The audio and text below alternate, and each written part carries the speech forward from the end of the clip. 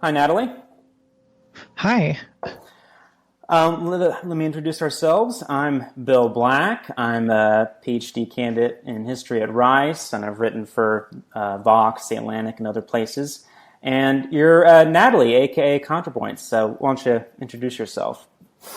Yeah, so I run a YouTube channel called ContraPoints. It's just me, and I cover sort of internet politics in general. At least for most of my channel, there's been a particular focus on the alt-right and on transgender issues, and I do a kind of, it's not exactly just like straightforward political discussion. It's sort of like political theater or something like that. I don't know how to describe it. Check it out.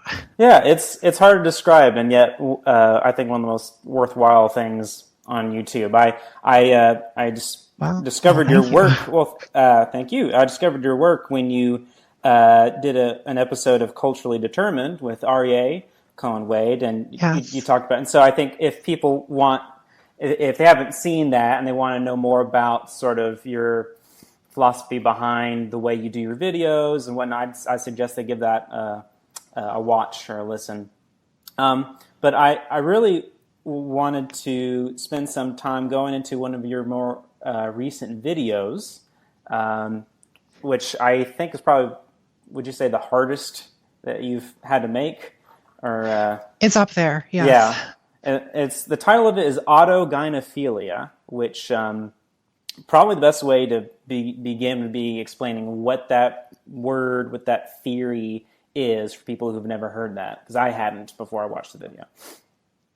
Yeah. So autogynephilia developed by a sexologist named Ray Blanchard that most people haven't heard of, but it describes an idea that's pretty common, which is that transgender women are to be understood primarily in terms of their sexuality. In other words, that we're kind of sexual deviants. So I guess the theory says, in short, that a large proportion of trans women are motivated to transition primarily by a kind of self-directed sexual orientation. That is, that they're essentially men who have a sort of like broken heterosexuality. That is, they're sort of attracted to themselves as women, and that's what drives the transition. So it's a weird concept scientifically, but it does kind of map onto a common prejudice about trans people. Like, I think in Silence of the Lambs, for instance, there's a autogynephile serial killer, Buffalo Bill, who looks in the mirror and asks himself, "Would you fuck me?" And that's, I think, sorry, am I allowed to say that? That's, I think, the I think we kind of get what I think two. is like It's the PG-13 rule. Yeah. Okay. Okay, that was my one. I spent it early, but yeah, I guess it's a theory that's wrong. I think. Well, I think is definitely wrong, and which is also particularly controversial among trans people because it's especially damaging to I think a lot of trans people psychologically, and also it is a kind of justification for prejudice against us a lot of the time. Well, I guess I would want to ask you first why you think it's wrong, and then we can get into why it's so damaging. Yeah, so Yeah. I think that, except in perhaps a few very unusual cases, people do not do something so drastic as decide to completely change their gender and upend their entire lives and get surgery all over their bodies and disrupt their families. But this is not something people generally do because of a sexual fetish. And I think that this is a theory that doesn't correspond to my own personal experience of being a trans woman, and it doesn't correspond to the behavior or the experience of any of the many trans women that I know.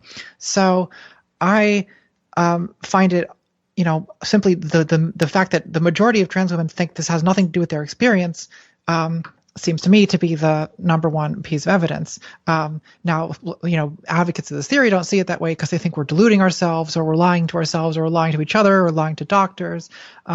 So, at that point, it becomes, I think, a little bit unfalsifiable, where you won't listen to testimony to the contrary, especially when your theory is based on, it's a psychological theory. And usually that kind of thing is, if you don't trust what people say about their own minds, then it's really hard to say much about their minds at all.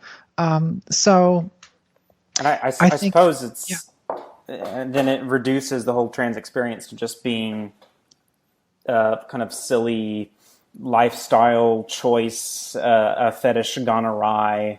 Yeah, I don't know that it's necessarily would say that it's a lifestyle choice. That's a different transphobic objection. But I think it does. It's a extremely over-sexualized version of what it means to be trans. That is, it's a version that makes it, instead of a general and total like dissatisfaction with living your life in one gender and one body and a desire to live it in the other, it just reduces all of that complexity into a sexual urge to become a woman, which to me is just an utterly foreign kind of feeling.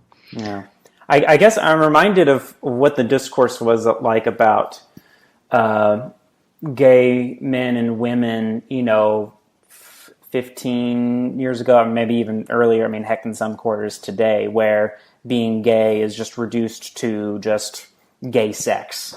Yes. I don't know if, I'm sure people have drawn that analogy before, but it struck me. Yeah, it's very much the same kind of thing. I think, when people think of, when at least sort of conservative straight people think of homosexuality, they think of this like really hypersexual version of it. And there's a sense in which this way of explaining what trans people are is sort of akin to, past attempts to explain where homosexuality comes from. So it's overly simplistic, for instance. It's kind of hypersexual. I think that especially... And dressed up in scientific language as well. The language of pathology, yes. Even the word autogynephilia, the word philia, while not, scientists will say, androphilia for just mere attraction to men, gynephilia for attraction to women. So it's not necessarily, it doesn't imply pathology in the scientific community, but like the fact that we're discussing trans women as autogynephiles, it sounds pathological. And Blanchard certainly seems to think that it's abnormal, that it's deviant. He's a fairly conservative person, and the people who have bought into this theory are largely, trans exclusive radical feminists, 4chan. These kinds of groups are where this theory is popular. I guess, does it have any sort of mainstream purchase, or is it still just not by name? Thing? Not by name. I think the mainstream purchase is Buffalo Bill, Silence of the Lambs. It's just kind of the general media representation of trans people as sort of sexual, as perverts or sexual deviants. Oh, but you do say in the video that you think there might be something to so Blanchard, to be all he says he speculates that there's a so-called homosexual transsexual who they transition because they would rather be dating men as women. And then autogynephilic transsexuals are those who transition because they just, get off to the idea of being a woman. And you do say that if we stripped away that pathological language and just thought of them as sort of cluster A people and cluster B people, that there is a trend of you have people who are trans women who tend to be attracted to men. They typically were pretty effeminate when they were children, and they typically transition when younger. And then cluster B tend to be attracted to women. They were not as effeminate when they were children, and they tend to transition later in life. Now that's not it's not like everyone fits in those exact two buckets, but yeah. So the theory autogynephilia it showed up initially as part of a two-part typology of trans women, where the first type is the so-called homosexual transsexuals. I call that because Blanchard characterizes them as essentially gay men who transition into women to essentially fit in better into society. and because it's like good sexual strategy, in other words. And then the second type is the autogynephilic transsexuals, according to Blanchard, which is these, essentially heterosexual men who have a kind of like sexual fascination with becoming women. Mm-hmm. So I think that both of these types are just not mischaracterizations. But I do think that there's like some kind of observational validity to noticing that there's some kind of correlation with the sexuality of a trans woman and a couple other things, including, what age they tend to transition. So I think that this is by no means universal, and actually I think the trend is getting less when it goes on. I know much more trans lesbians who transition, in their late teens or early 20s. It's getting more and more common as the awareness that a trans lesbian is something you can even be. So I think part of the reason for these kind of clusters could well have to do with the fact that medically and culturally, there was simply only one idea of what a trans woman was, which was a, androphilic person who felt if it was very effeminate in childhood, right? This is the kind of a classic story about what it means to be a trans woman. So I think people who don't fit that theory, at least historically, have had a much harder time transitioning, or have much harder time reaching the conclusion themselves. So that's why they would transition later in life. Could transition. Yeah.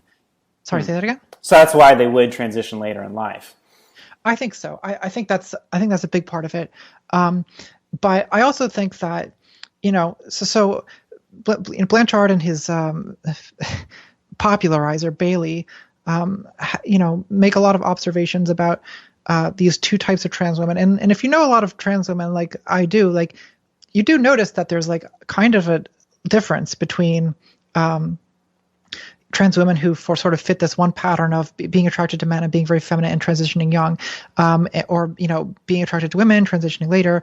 But I think that the more trans women I meet and the more I think about this, the more these distinctions kind of blur. And I think that there's a lot of commonality between these two types. The main commonality is just this utter sense of like, I cannot live my life as a man, and that is something that whether you fit pattern 1 or pattern 2, like we all have that in common. And I find that, when I talk to women who fit these supposedly distinct patterns, there's an intense amount of commonality in the description of what gender dysphoria feels like, this kind of despair or misery at having to, this feeling of just being in the wrong body, of being in the wrong social role, and this sense of happiness that comes with being, fixing the problem by transitioning. Here's a question for you. I've wondered whether, like, in say, 40, 50 years, whether the average trans person's experience of gender dysphoria is going to look different. I don't know. And just as cultural pressures are different, whether transitioning will tend to look different. I don't know. Have you thought about that at all? Oh, I'm sure that it will look different in 50 years. And I say that because I think that anything relating to sexuality and gender has a very culturally contingent component to it. So, I mean, even the notion of like what it means to be a gay person or a lesbian, or a trans man or trans woman, like these are ideas that are like historically fairly recent. And of course, has there always been homosexuality? Yes. Has there always been people who are gender deviant or people who live their lives more in line with cross gender life than that which they're assigned at birth? Yes, there have always been people like that. But the notion of what it means to be transgender is something that sort of comes from the 20th century. And throughout history, there's sort of different visions of what that kind of thing is. I mean, there's some other cultures where, there's like recognized like third gender categories, or, there's traditions where there's sort of like theatrical performers who have people who are born men but kind of live their lives as women. And yes, I think that the notion that the experience of being transgender is something that's going to change as culture changes, as gender changes. Absolutely. I guess because there does seem to be, there's a way in which society tries to reduce any queer person's experience to some sort of easy binary. It's like a lot of people have said, okay, so there's men and there's women. That's a binary, and now there's some men who like men but most like women, and there's some women who like women but most like men. Okay, there we go. That's just we figured that out, and I think there's this need among people to make trans people fit in that sort of binary. Yeah. And I think often anxieties arise from cisgender people when they can't seem to do that. I don't know. Does that make sense? I absolutely think that's right. I think that the binary gender categories are just a very fixed part of our language, part of our culture. They're just part of the practice of living your life socially every day. You know, you walk into a convenience store or something and you're gendered on spot, sir or ma'am. We just all learned this from childhood. And so it's kind of social practices, part of our perception. And people who violate the sense of the stability of that are kind of threatening, I think, until, this is something that has to be sort of unlearned, is the sense that a violation of gender binary categories is something that feels at first unusual, uncanny, threatening to the basic concepts and presuppositions that we use in day-to-day life. But I think that, so trans people, they do that, right? Because trans people live, part of their childhood having been gendered one way, and then later in life they switch to the other gender. Now there's people, non-binary trans people who reject either category and just don't seem to fit those roles at all. And those people, I think, really are messing with us. And I think that the recent, on YouTube, my terrible domain, there's a intense amount of just what seems to like just gratuitous hatred of people who are gender nonconforming or people who are non-binary. And I think that it comes from a sense of having our presuppositions threatened, of having our assumptions challenged by these people. This is where we see people say, like, there are only two genders, and thereby think they've just owned the libs. Oh yeah, we've been utterly destroyed. I do think, so you have this pseudoscientific autogynephilia theory, but you do suggest that it might have some appeal in that we sometimes think the only alternative is a sort of folk kind of essentialist theory, and I would say this is a way in which people are trying to somehow reduce trans people's experience to some sort of binary that makes sense. To give an example, I remember, I think it was either Dr. Phil or Oprah. I was like 10, and there was a young trans girl on the show, and I asked my mom what was going on. She said, "Oh, well, it's this is where, like, if it was a trans girl, that it was a woman's soul trapped in a man's body." And I was like, "Oh, okay." And like that was just how I made sense of it. And I think a lot of people are making sense of trans people in that way. Oh, if you're a trans woman, then you're a woman's soul trapped in a man's body. If you're a trans man, then you're a man's soul trapped in a woman's body. But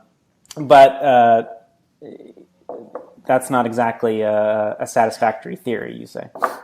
Yeah, so I think that this is a very well established and conventional, and at this point traditional even, way of talking about trans people. It's a way that we often talk about ourselves, and the reason for that is that it's simple, it's easy to communicate, it gets the point across. Even, like as you say, children can understand what you're talking about, and I think that it sort of has a place, this kind of language, this talk of like trapped in the wrong body or what women's souls and things.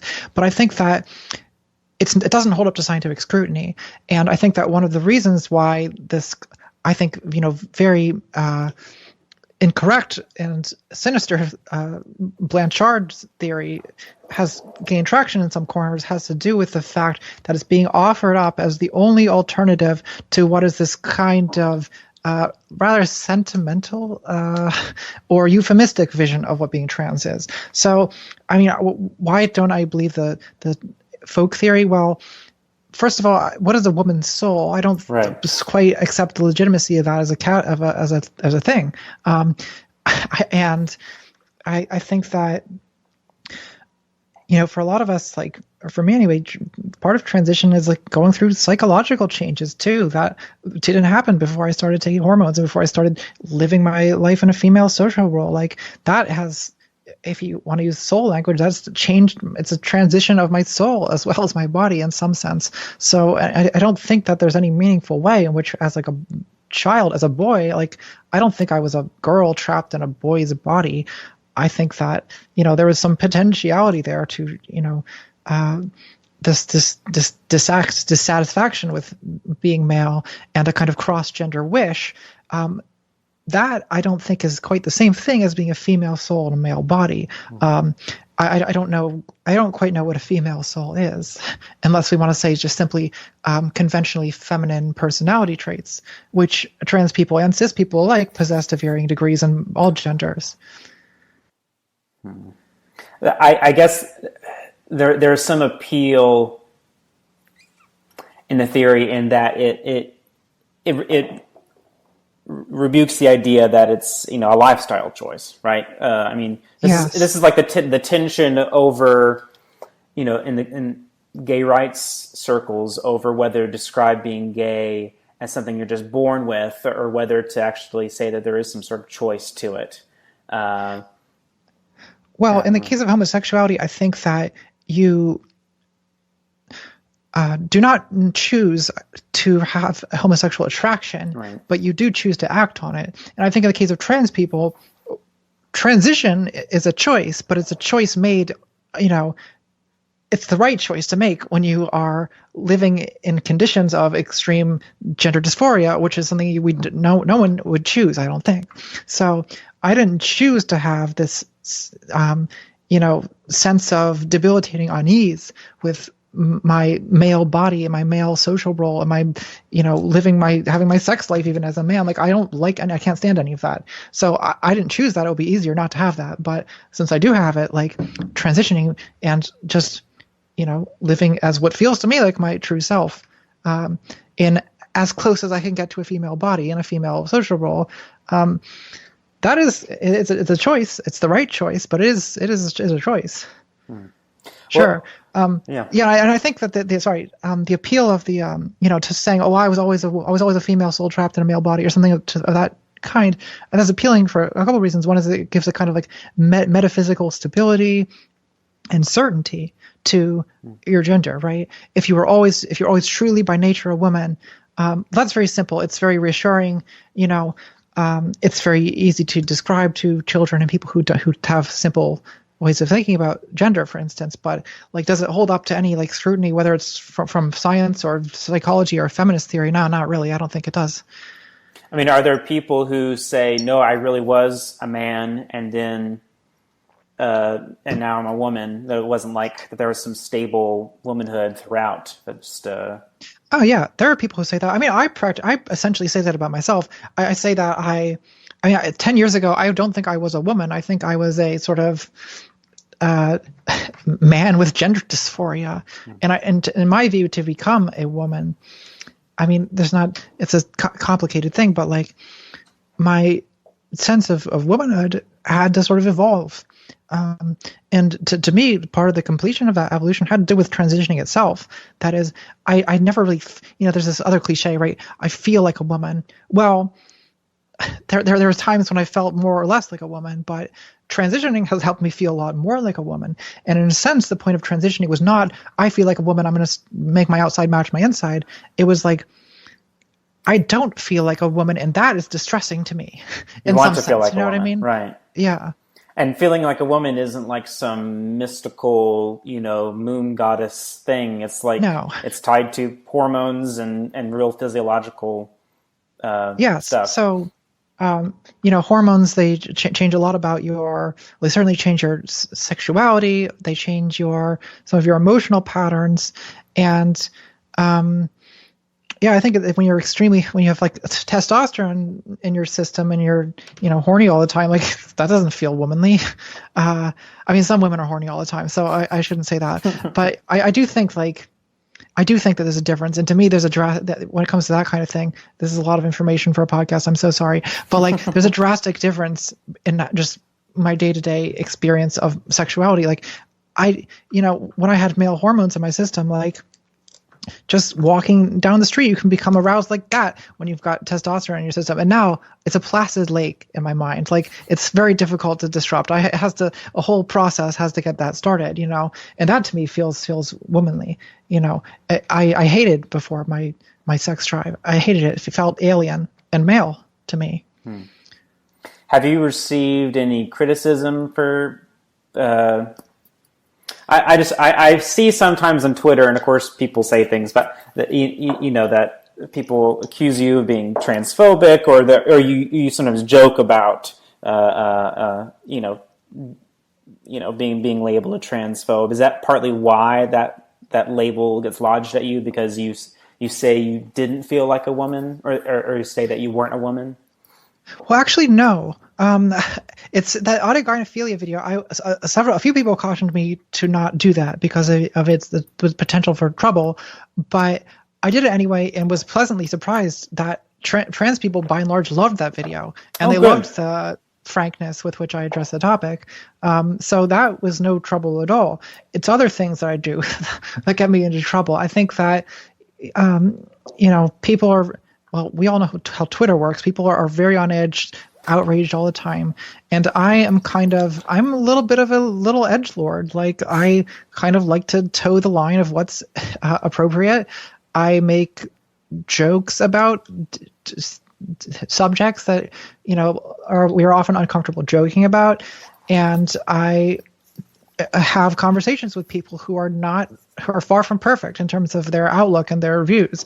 And all these things, lead some people to conclude that, I don't have trans people's best interests at heart, which, is hurtful to me because I really, really do. But, there's disagreements about how to go about communicating about these things.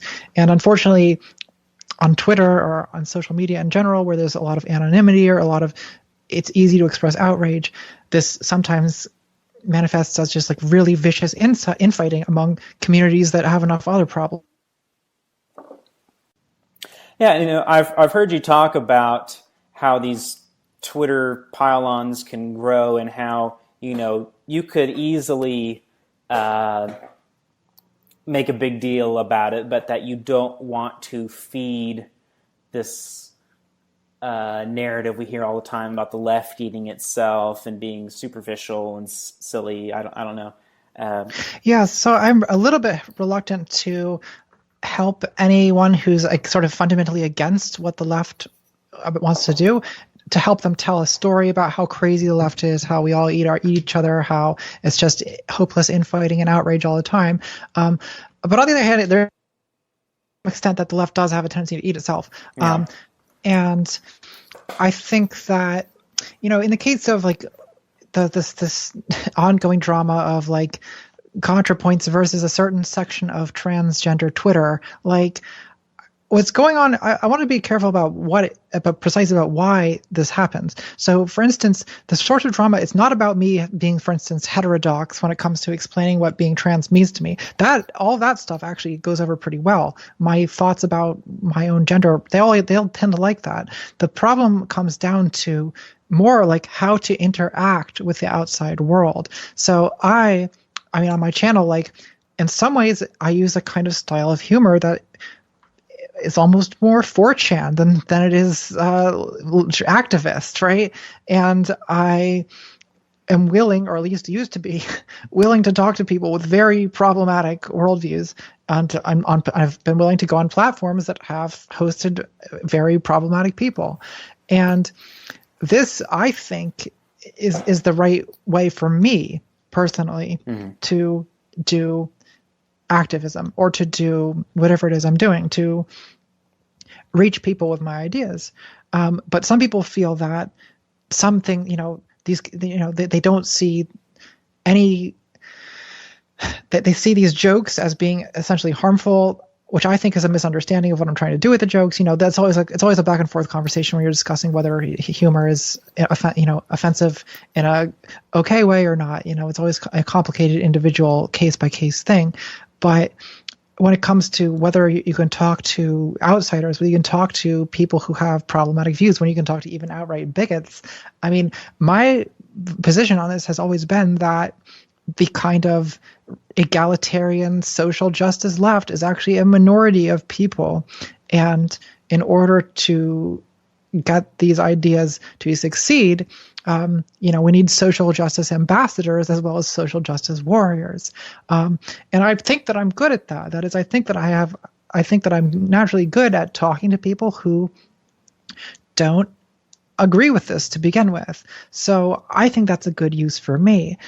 Some people seem to think that even to go out and have those conversations, to do it publicly, is to sort of, I don't know, grant some kind of legitimacy to the people you're talking to, or to imply by even discussing it with them that these retrograde or bigoted or whatever these views are you're sort of giving them the ideas that you're sort of giving them legitimacy even by engaging. Whereas I think that we really, someone has to engage. I'm not saying everyone does, but I think that fighters it's just a small group of people talking to each other in a basement bar or something, right? Is what it feels like, Have you had experiences where you've talked to people who, how to put it? I guess what I'm really asking is, have you changed someone's mind? Yeah. It happens quite frequently. I mean, when it comes to people who in the audience, I hear from many people who tell me that my videos helped them. I don't want to claim too much credit, but they'll say that my videos helped point them in a direction of rethinking a lot of things. And sometimes, people describe being essentially on the brink of the alt-right, on the brink of being sort of a kind of patriarchal white nationalist or something. And then they sort of found my videos, liked the style of them, disagreed, but were sort of entertained, and then ended up kind of thinking about these things from a different angle, and kind of, had other experiences that led them to change their mind. But yeah, I think that my method seems to have at least a pretty successful effect. And there's people, I don't want to say who, because oftentimes this goes on behind the scenes after the debate or things. But there's people who have big platforms on YouTube who I know they've changed how they do things a little bit because of interactions with me. And, I think people tend not to see that.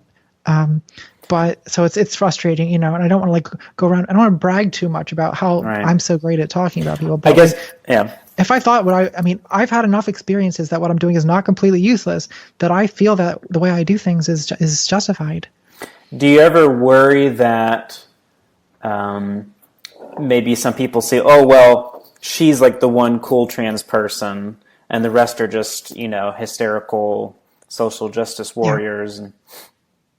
So that's a real problem, absolutely. And it's something that I often feel I have to kind of, especially when I'm engaging with, conservatives or outsiders, I often feel that where I'm rhetorically succeeding, it's often said that the reason I'm succeeding is because, I'm reasonable and good-humored, unlike this hysterical mob of harpies. And I hate when people say that, of course. But for me, it's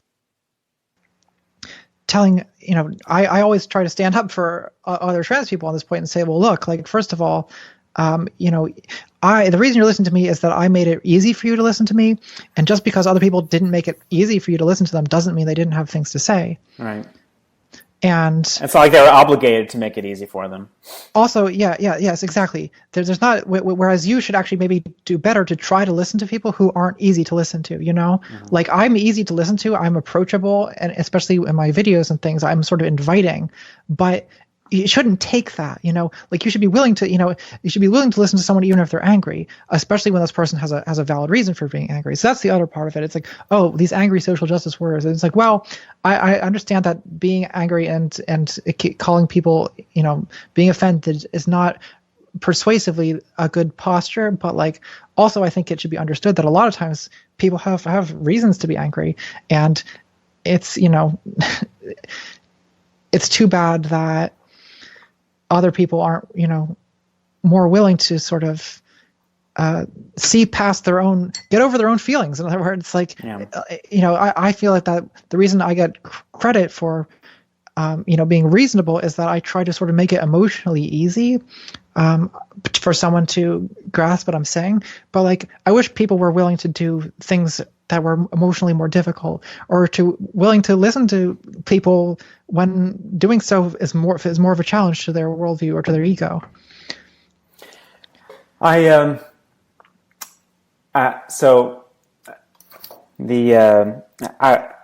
to put this? Have you been following at all this flat between Sam Harris and Ezra Klein? And I don't know how much of this you know about. I've only sort of seen it in my periphery, but I've noticed it's this issue about. Well, I mean, it's this debate. Well, because Sam Harris, he was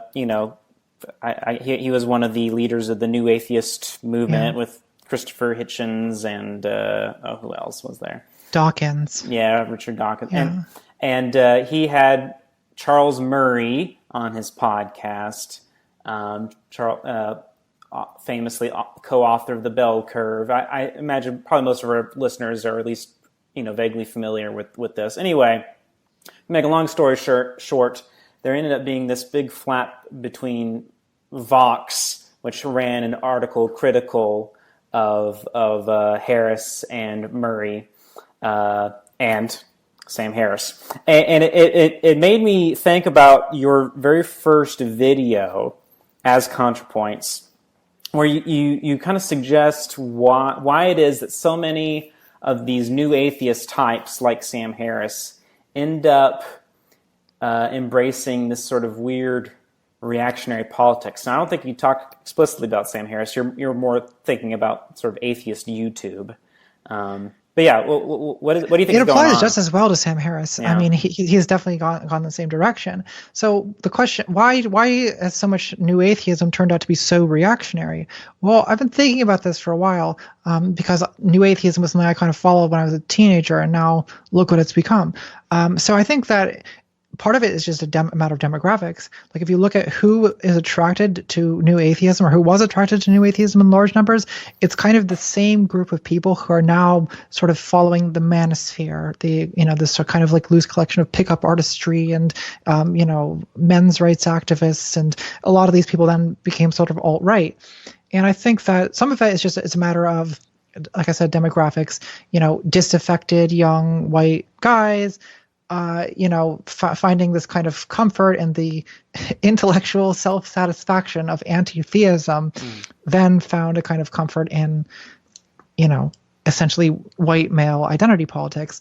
But I think that there's also, a sense in which that reactionary strain has been here since the beginning of new atheism. And I was just not experienced and too naive to see it 10 years ago. So I think if you look back at a lot of what Christopher Hitchens was getting so much attention for, at the peak of his fame, it was essentially like Iraq War apologism dressed up as like defense of the Enlightenment or as like, materialist metaphysics. And I really cringe looking back that I didn't see, what looked to me at the time like, a perfectly reasonable moral and metaphysical critique of the terrible doctrine of Islam. How actually this whole thing is kind of a proxy for, kind of xenophobic feelings towards immigrants, hawkish foreign policy, all these kinds of political and ethical implications of what was presented as being just an ontological debate about whether religious doctrine is true. And you also suggest there's a weird thing in which, since you can only talk about God not existing for so long, like that can only be an interesting subject matter for so long, that a lot of people who were attracted to new atheism ended up like, okay, we sort of all agree about that, and now we're moving on to different sorts of issues, and we're interested in civil rights issues and LGBT issues and social justice stuff, and those who were at the forefront of the new atheist movement were sort of like, we lost these followers to. They end up channeling that alienation as a hatred for these new things that their old disciples had left them for. I don't know. Yeah, so I do think that there are intellectual fashions, just as there are fashions in clothing and, anything else that humans do collectively. And I think that there's a sort of sense in which, I guess the less derogatory way might be just called the movements, right? And I think 10 years ago, there was kind of this new atheist movement or new atheist fashion, almost you could say, this line of thinking that collectively became very interesting to people. And a lot of content was produced, both in the form of books and atheist conferences. And then there was this was where YouTube really took off as a platform, hosting people talking about philosophy or science. And I think that the movement simply ended there. We sort of ran into a dead end. Okay, we thought of every single way we can argue against creationism, and we're all bored with this now. Yeah. So I think that I was surprised that Sam Harris was even around still. I didn't even realize he still had podcasts and was like, anyway. Yeah. Well, a lot of these people have prolonged their relevance by moving on to the next thing, which is, this era that we live in now, which is where the intellectual world is kind of defined by these not new, but like the new prominence of these old struggles of what's derided as identity politics, feminism, civil rights along racial lines, gay and transgender rights. And I think that in some cases this was catalyzed by, for instance, a lot of the leading figures in New Atheism, all of whom were sort of older white men. A couple of them got accused of sexual harassment or misconduct, and these kinds of splits already going on in the community 7 years ago, along the lines of who are we going to side with, these women or these feminists, or are we going to side with the backlash group. And unfortunately, I think that as the people involved in New Atheism moved on to discussing the social justice topics, they just got it dead wrong, and they assumed that their same this kind of posture of I'm going to sound like such a little social justice warrior here, but this posture of white male rationality, you know what I mean? They assume that let the boys get in a room, and we can put a man on the moon, and yeah. There's this kind of confidence that comes with this occupying the social position, right? You sort of are not forced to doubt yourself as often, I think, as other people are. And they found they were good at expounding on why biblical fundamentalism is foolish. And then they went with the same confidence into talking about why feminism and Black Lives Matter are hysterical, hysterical movements of irrational people along the lines of religion. And, oh God, did they mess that up? Right. Dead wrong, because again, they didn't bother deeply looking into these issues, the issues that are invisible to them because they don't have to deal with them. It's really fascinating to look at. Well, I actually looked more thoroughly in the email exchange between Sam Harris and Ezra Klein, which Sam Harris bizarrely decided to publish on his website. And first of all, it's just entertaining because Ezra Klein is trying so hard to be reasonable and whatnot, and Sam Harris is just always taking things to the nth degree.